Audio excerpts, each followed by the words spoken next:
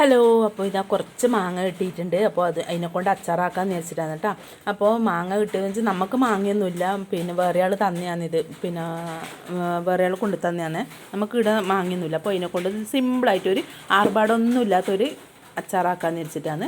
അങ്ങനെ ഇതാ മാങ്ങ മുറിച്ചിട്ടു, അങ്ങനെ ഉപ്പും അതിൻ്റെ അകത്തിട്ടു. അതിന് ലേശം ആവശ്യത്തിന് പറങ്കിപ്പൊടിയും ചൂടാക്കിയിട്ട് കടുക് പൊടിച്ചിട്ടു, ഉലുവയും പൊടിച്ചിട്ട് കായപ്പൊടി ഇട്ടിട്ട് നന്നായി ഇളക്കി യോജിപ്പിച്ചിട്ടാകുമ്പോൾ നമുക്ക് ലേശം പിന്നെ വെള്ളം ചൂടാക്കിയിട്ട് തണിഞ്ഞിട്ടാകുമ്പോൾ ലേശം അത് ചാറ് വേണമെന്നുണ്ടെങ്കിൽ, ചാറില്ലാണ്ട് വേണമെന്നുണ്ടെങ്കിൽ ലേശം വിനാഗിരി മാത്രം ഒഴിച്ചിട്ട് അങ്ങനെ പിന്നെ യോജിപ്പിച്ച് വെച്ചാൽ മതി. അങ്ങനെ ചാറോട് കൂടി വേണമെന്നുണ്ടെങ്കിൽ ലേശം വെള്ളം ചൂടാക്കിയിട്ട് അതിലൊഴിക്കുക.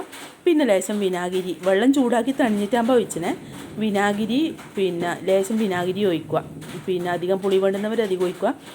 അങ്ങനെ നമ്മളെ കടുമാങ്ങ അച്ചാറിടെ അടിപൊളി കടുമാങ്ങ അച്ചാറിടെ റെഡി ആയിട്ടുണ്ട്. വെളുത്തുള്ളിയോ ഇഞ്ചിയോ പച്ചപ്പറങ്കിയോ ഒന്നും ഇട്ടിട്ടില്ല. അങ്ങനെ സിമ്പിളായിട്ടുള്ളൊരു അച്ചാർ. ഇഷ്ടപ്പെട്ട ഒന്ന് ലൈക്ക് ചെയ്യണേ.